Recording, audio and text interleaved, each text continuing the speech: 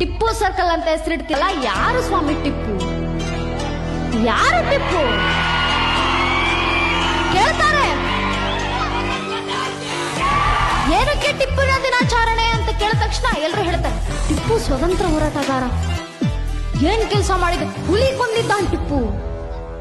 ಹುಲಿ ಕೊಂದಿದ್ದಕ್ಕೆ ಜನ್ಮದಿನವನ್ನು ಆಚರಿಸ್ತಾರ? ಅಲ್ಲ ಸ್ವಾಮಿ, ನೀವು ಒಬ್ಬ ವ್ಯಕ್ತಿ ಹುಲಿ ಕೊಂದ ಅನ್ನೋದಕ್ಕೆ ಅವರ ಜನ್ಮದಿನವನ್ನು ಆಚರಿಸಬೇಕಂದ್ರೆ ನಮ್ಮದೇ ಕರ್ನಾಟಕದ ಹಲಗಲಿಯ ಬೇಡ್ರು ಆಟ ಆಡ್ಕೊಂಡು ಕಲ್ಲೇ ಸುಳಿಗಳನ್ನು ಸಾಯಿಸಿದ್ದಾರೆ